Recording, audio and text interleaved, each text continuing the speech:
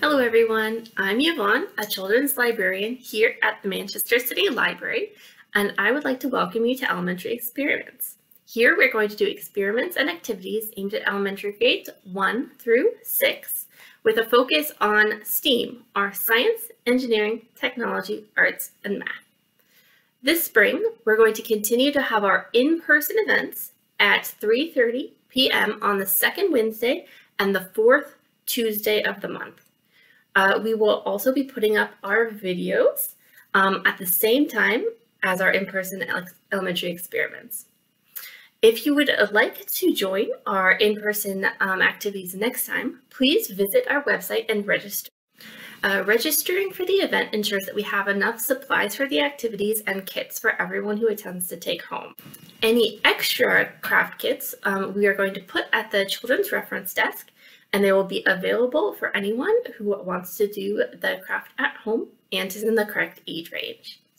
Now that we have covered all that, let's get into this week's elementary experiments.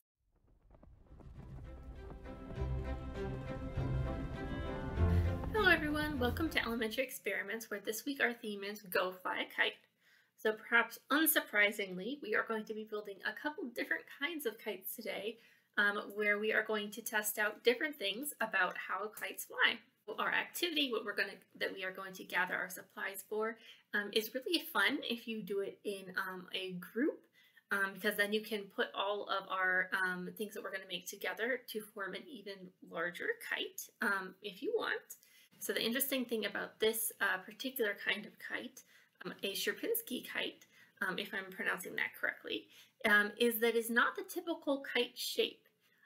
So it's really cool when you get more, when you look more into kites, that they're not all a nice diamond shape.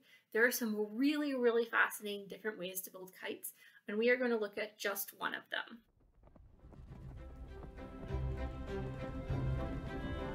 To create our Sierpinski kite, or our tetrahedron kite, which is describing the actual shape of the kite, we are going to need 6 straws. So we need them to be straight and not bendy. So if you have bendy straws, you can cut them down. This is going to be for one piece. You can actually put your different pieces together. So again, as a group project, if each of you build one section of our tetrahedron kite, you can actually put them together to make an even larger kite. So we'll start with these 6 straws though. We are going to need some dental floss. We're going to want some scissors. We're going to want some tape. And we're going to want some tissue paper, or possibly a plastic bag or something of a similar thinness would work for this. Okay. So what we're going to be doing is we're going to be building a pyramid shape, also known as a tetrahedron, and then possibly, if you have enough straws and or enough people, taking 4 of those tetrahedrons and putting them together to form a larger kite. We're going to take our first 3 straws, and we're going to take some dental floss. Now dental floss is nice because it is both thin and strong and light. That's a major concern of ours when building our kite, is making sure that all the pieces are light enough that it can get itself off of the ground. All right, so we want our thread to be long enough to go through all 3 of our straws, because we are going to want our straws to form a triangle. So the dental floss was going through the straw, but not super well. So what I'm going to do to make life easier for me is to take a wooden skewer that will fit into my straw, and a tiny piece of tape. And I am just going to tape this to the end of my skewer, and then use that to thread through all of my straws. Okay, here we are, our base straw. Now what we're going to need to do is take our other 3 straws, and we want them to form the top of our pyramid. So what we're going to do for that is we are going to take our dental floss, and we're going to want 3 pieces that is long enough to go through the straw, and then have a bit extra left over to tie.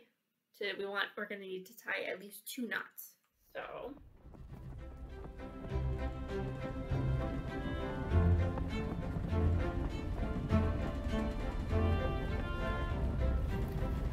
Okay, now we have all 3 of our straws threaded through. I'm going to be a little bit careful so I don't accidentally pull them out. And we have our base triangle all tied together. Now what we're going to want to do is we are going to want to tie one end of the string in our straw to where these 2 straws connect. Okay, like this one here. And then we're going to do the same for the other 2 straws.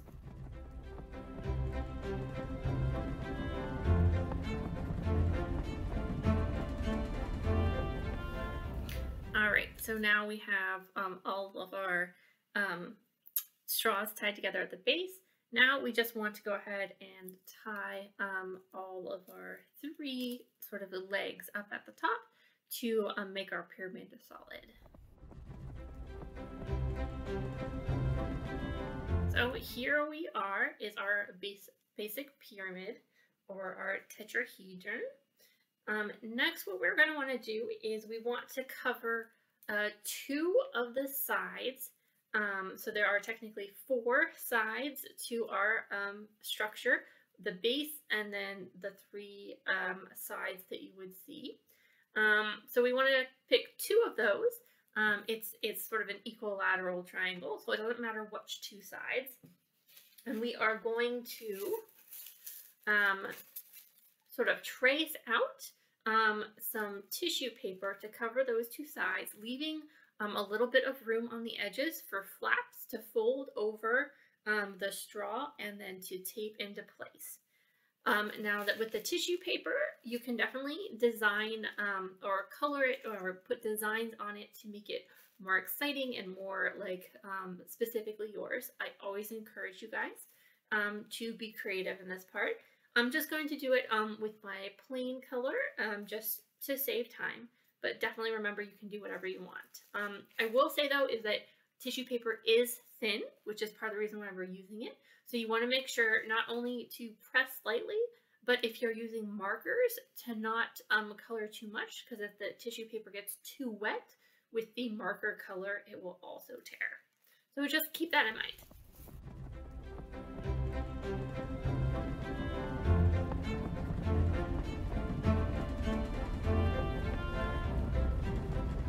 So here we have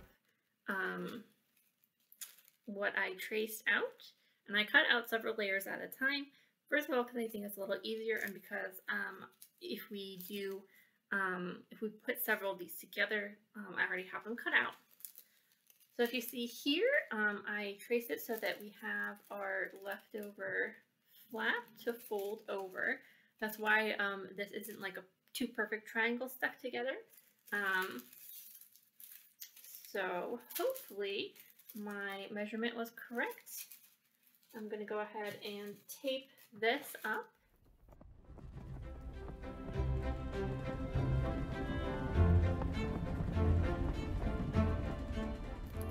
So here we are. That worked pretty good actually. And I actually am not sure if anyone has actually really tried to fly one singular tetrahedron by itself. If you wanted to try, I would suggest probably tying around the top joint here, and then possibly either the middle here or the back. I'm not sure. That's definitely something that some experimentation on its own would definitely be good for. So I'm going to make the other three real fast so we can see how to put together the actual official Sierpinski tetrahedron kite, which is to make a larger pyramid, but without the central triangle of the pyramid, which is why we only need 3 other ones instead of 4. All right, so here I have all 4 of my tetrahedral shapes. And so what we're going to do is we're going to have to arrange them. It's a little bit hard because my table is small, but what we want is we want these 2 shapes in the front, with their corners touching, and the open side facing us.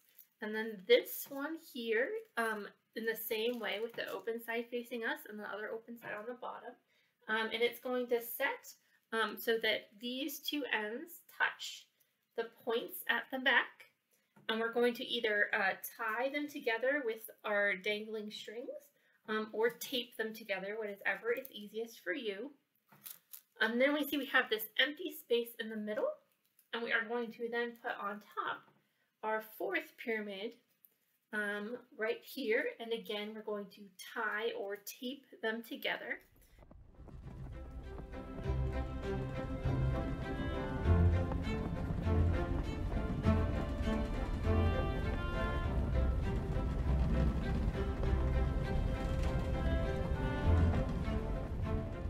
So now that we have our kite more or less ready, we need to attach the string. There are a couple of different ways that I have looked at to attach the string. Like I said, this was kind of the most confusing part with a lot of different opinions. One says that if you just tie it to the top, you can take it and fly it. And the other is to first make a separate string that sort of attaches here, and I believe down here at this point, which like a part that was kind of hard to tell in the pictures, and then hang that and then attach your final string that you're going to hold to that string. I think, or my hypothesis would be that that way would make a more stable flight. Like the kite would be less likely to sort of fly around all over the place, and you would have more control. So that's what I'm going to do. I also want to suggest that you guys find either like a stick or a popsicle stick or craft stick like this, or a pencil to wind your yarn string or dental floss that you're going to use to fly your kite around. Because especially with a thin thread like dental floss, but even with a thicker thread, kites can pull very hard because the wind can be very strong. And if you're just holding the string in your hand without having like the hard piece of wood or plastic in between the thread and your hand, you might kind of get stuck. It might cut off circulation. So I definitely think that you guys should use one of those before you go outside. But for now, let me get, let's see, this string in here. Another suggestion as part of this was to have like a little loop in the middle of this string to like make it, I think, easier to attach your final. So I'm going to try that and see kind of how that goes. Make that loop, and hopefully I made this long enough. We want to attach this, tie this really tight.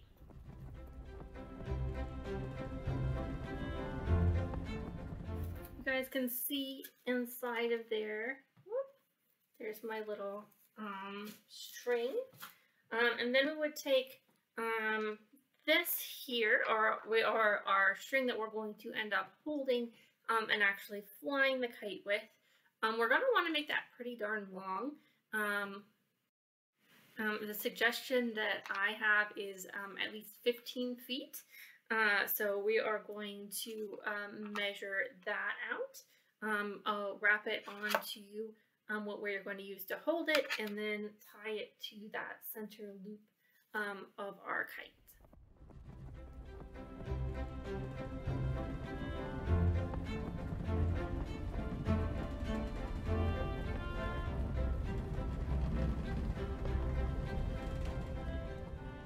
Okay, here we are.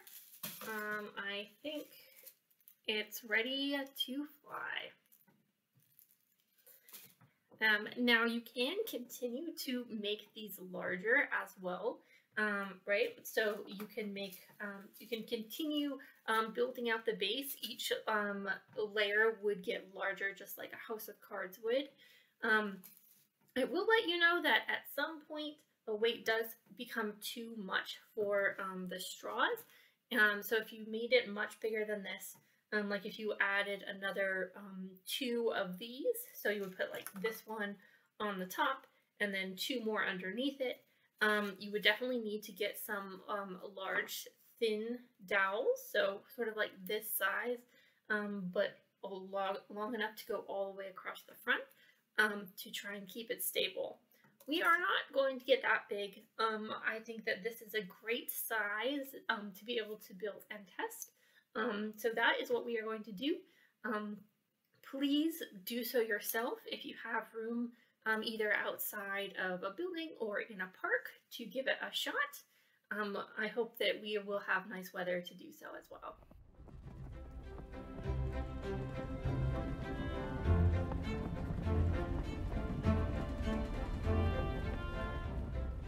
Welcome to the craft section of Go Fly a Kite. In our activity, we looked into a different shape of kite. This time we are going to look into how important a tail is on a kite. So you may have noticed that we didn't actually have a tail on our tetrahedron shaped kite, but that also has a very different shape than most of like what we imagine, or what at least I imagine as a traditional kite. The kite that we are going to be making in our craft is not quite a traditional kite, but it's a lot closer in shape. So let's get started and you can see what I mean. Now, if you are able to grab a craft kit from the Manchester City Library, it's going to have some things in it, including our instructions.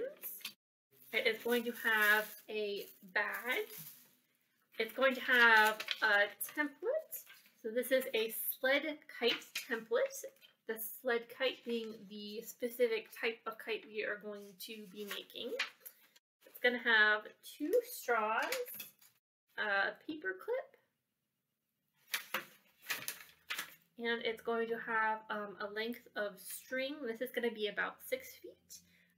If you want longer, you're going to have to either add or find your own. Okay, so what we're going to need that doesn't come in our kit is going to be a hole punch, or otherwise a way of making holes. We're going to need our scissors. We're going to need some tape. We are going to need a ruler, which I had a second ago and will find. Then we are also going to need a clear open area to test this in, because this is one of our crafts that is more experiment based. So we are going to test and then observe our results, and then test with our change or our variable, which is the technical term for the changes we make that we are testing. And let's see. Okay. Oh yes, and of course, coloring materials if you would like. Just like in our activity, coloring a kite makes it a lot cooler, but you don't have to if you don't want to. All right, I got my ruler now. But what we're going to want to do first is we're going to want to take our template and we're going to want to cut it out. This would be a great time to do any decorations if you would like to. But we are going to just cut right around the outside line. And now both our instructions and our template have say next to take our straws and tape them onto our template where it says. They might need to be trimmed down. As you see, they are a bit too long. So we're going to trim those and then tape them in place.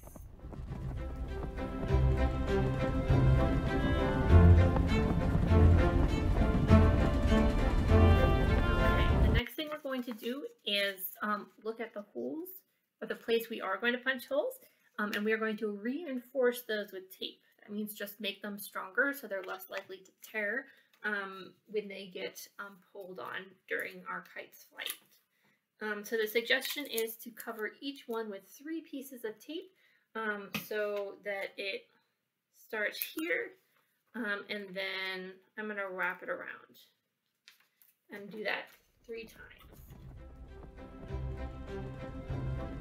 All right, so this is where we're going to use our hole punch to carefully punch right where it shows.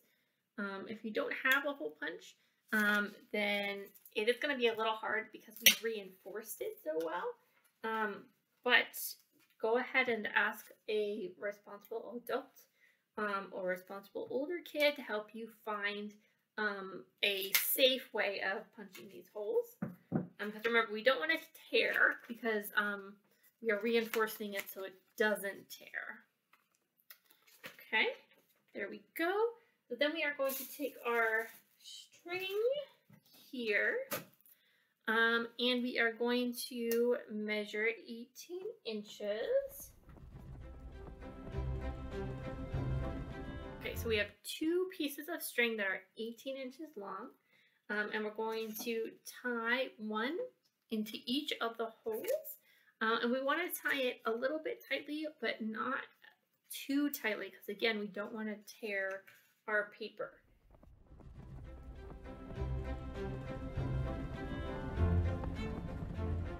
All right, so we're going to take both of these strings and we are going to tie them to one end of our paper clip. Okay, and then we are going to take the remainder of our string and we are going to tie that to the free end of our paper clip. Here we have our base kite ready to go. We might trim some of the dangling strings a little bit. But the thing that we are testing in this kite experiment is actually the tail. So that is what we are going to make now. So what we're going to do is we're going to lay our bag flat and then we are going to cut it into strips, which is actually going to be rings once we unfold the bag, right? So we have it here. We're going to go ahead and cut the bottom off. Okay, and then we are going to cut some strips that are about 1 inch wide.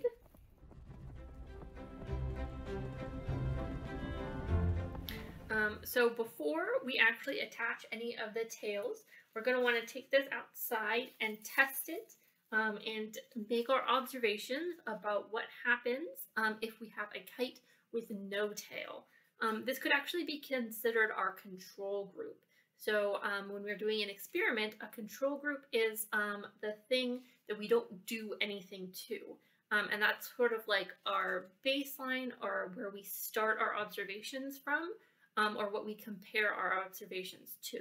So we're like, okay, let's go test and see how a kite without a tail flies. And then when we add our tail, then we can say, oh, so this is how the behavior of the kite changed.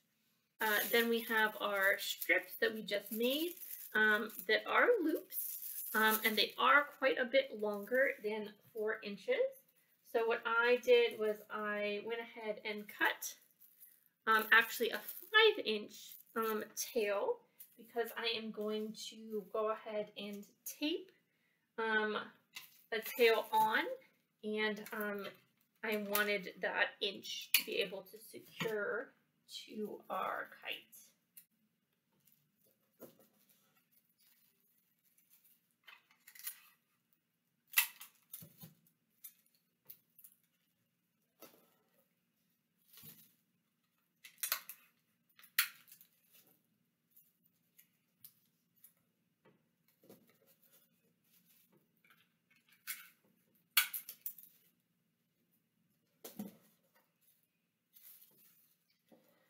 All right, so this is when we make our hypothesis or our guess at what we think is going to happen when we fly our kite with a tiny tail. You can also hypothesize what is going to happen when we take our 4-inch tail and we add, we take our loop here and we loop it through our tail and pull so that they are looped together and won't come undone. And then we measure our tail and we'll say how long is that. All right, so we actually want it to be 40 inches.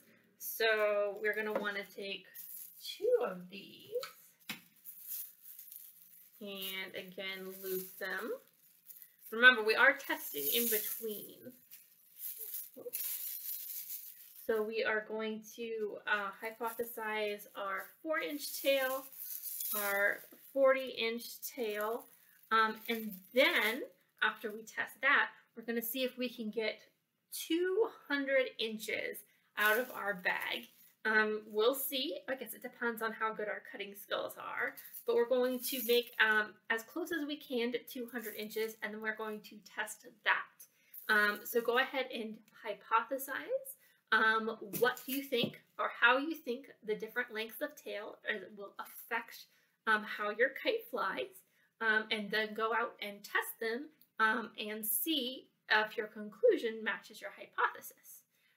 And then we can compare those and see what we have learned and try and figure out why our conclusions ended up the way they did.